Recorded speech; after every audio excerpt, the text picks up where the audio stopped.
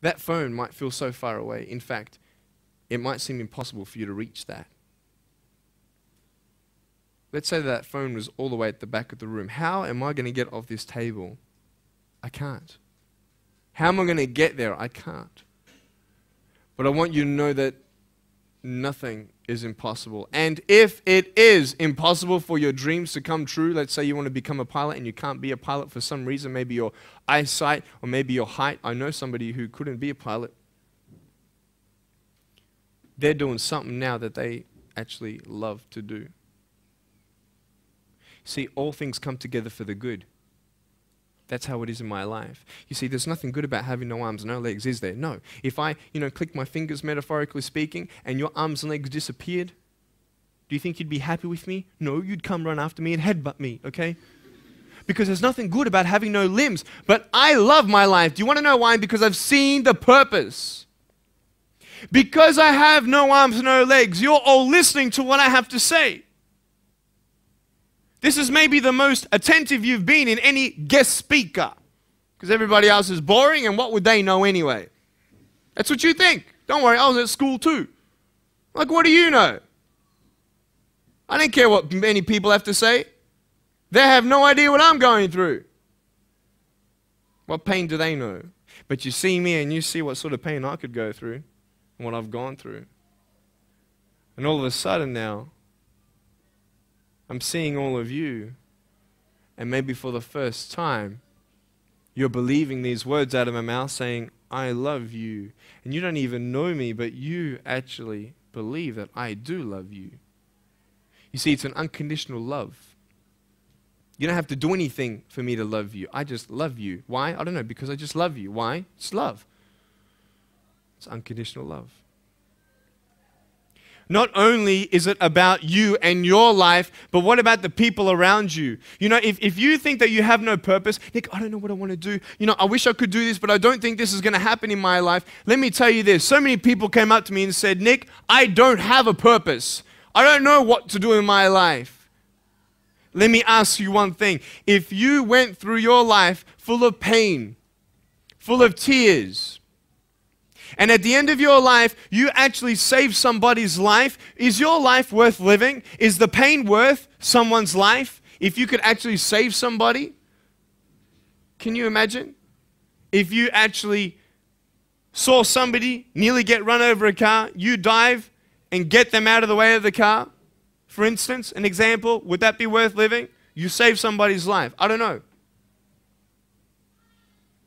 What about this? Let's say that you have a problem in your life and you want to give up now. Imagine if someone 10 years older who's gone through the exact same thing that you have actually got through it and came to you and said, you know what? I know how it feels. I've been there. I've been going through what you're going through now, but I'm still here. Would that not encourage you? Could that possibly save your life? Yes. Is that not a purpose worth living for? And that's why I believe in you, because that is the greatest purpose. It's to love. Honest. It sounds corny, whatever you want to say. I don't care. I love people because there is freedom and power in loving people. You have a choice every day you come to school to either tease somebody, gossip about somebody, or you can go up to them and encourage them. You can go up to somebody and say, hey, you're looking good today. When you ask them how you're doing and they say okay and you know they're not okay, you can say, no, really, how are you doing? You could save somebody's life. Oh, really, Nick? No, I don't think so. Check this out. I was 6 years old, grade 1, 12 people teased me. I counted them all on my fingers. 12 people teased me. And at the end of the day, 10 to 3 in the afternoon, I said, I can't do this. If one more person teases me today, that's it. I'm going to give up. And I'm driving in my wheelchair, my BMW 7 Series to my parents, right? And there is this one girl who yells out, hey, Nick! And I'm thinking, great, here it is. She comes to me and she says, Nick, I just want you to know that you're looking good today. And I'm like, oh. The power of encouragement. You can save a person's life. Because I tell you, I was walking, man, this way. You're not good enough. People telling me, no one loves you. There's nothing good in your life. You can't do this. You can't do that. No one's going to want to marry you and all these sort of things and get to the edge. And all I needed was that one more person to tell me that I wasn't good enough. And I'll be down there. Do you know that you could be that one person for somebody else to push them over? You don't know how many people have eating disorders in this school. You don't know how many people want to hurt themselves in this school. They hide it. You don't know how many people hate their life. And you're one of the reasons why. Can you imagine that? Serious. Why? Just because you want to have fun. Grow up. Grow up. I dare this school not to tease another person for the rest of the day. I dare you. I dare you. Do you think that's possible? People will say, well, I won't do it, but everybody else will. Be the change you want to see. And you be that person and turn them around. This school should have every person having a friend. You see somebody having no friends, why don't you go up to that person and be their friend? Because you're scared of what people think of you. Let's do it.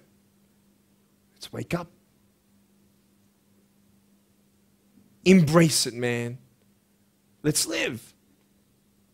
I love my life. Nothing stopped me. Am I happy all the time? No. No, I'm not happy all the time.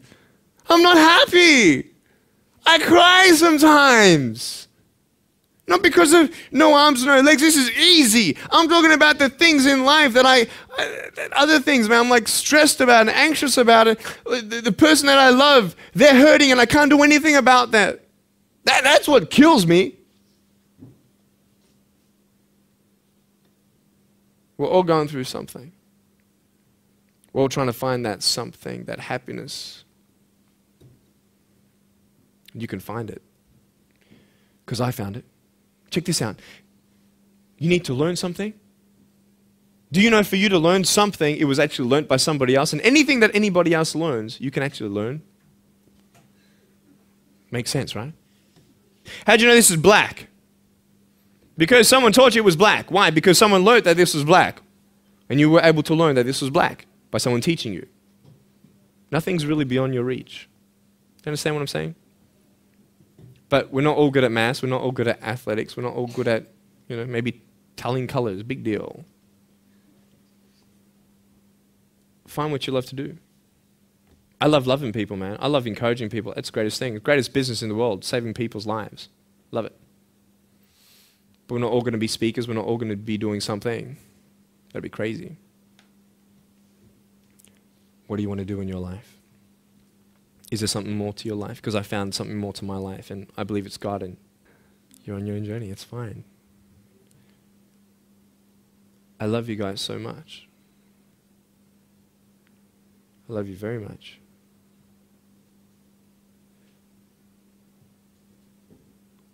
Choices are yours. I made a choice to keep my virginity until I'm married. It's proof beyond words that my wife was worth waiting for. Do we make wrong choices? Yes, we do. Are there consequences for bad choices? Yes, there are. And I can talk another half an hour on consequences on drugs, sex, and alcohol, but I'm not here to lecture you. I'm not here to say not to do drugs and not to do all that stuff. Look. But don't believe that you know everything either.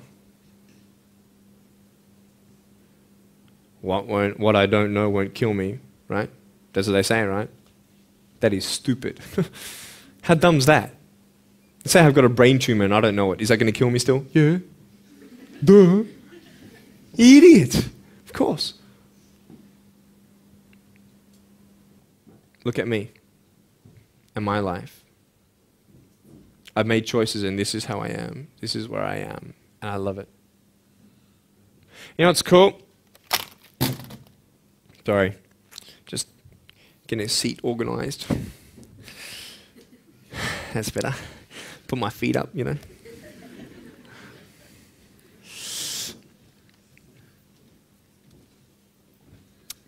I want to talk about my wife. I'm not married. I don't know who my wife is yet, right? It's okay. I know she's coming.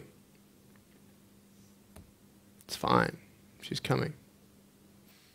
Just because you have no boyfriend, girls, it doesn't mean you're not beautiful and that you're not loved. You don't need a boyfriend. You don't need to use your body as security to make you feel that someone needs you.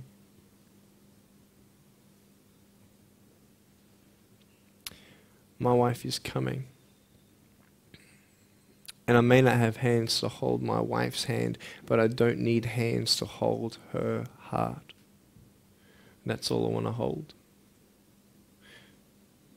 I'll tell you, a real man would wait. A real man would not put your life in danger if you're not 100% sure that you're going to be together for the rest of your life. That's why I haven't had sex, because I don't know who I'm going to marry yet. Why sleep around with everybody else? It's so silly. Why? Just for temporary pleasure? No, man. It's beautiful to know I've only shared that with my girl, and I'm her guy. I love that. We're going to have children together, I know that. And how am I going to hug my children when they're crying? I used to get depressed over that. What kind of a father am I going to be? Check this out. There was a girl, she's so cute, man, you know, one of my friend's daughters, and she was, 2.5 years old. She had this pink flowery hat on, pink shoes on. She was about my height as well. And she came and she was hugging everybody goodbye at this family function, and she comes to me, and I'm sitting on the floor, and she's just looking at me, and I'm like, cool. She's just staring at me. I'm like, okay, what can a 2.5-year-old honestly be thinking about? I'm like, this is so weird. And she was looking at me for about 25 seconds, and then she realizes something. Like this little light, bing, came to it. And she realized that I had no hands to hug, so when she came up to me to hug me, she put her hands behind her back. And she hugged me with her neck. I know. Isn't that more beautiful? It's so beautiful.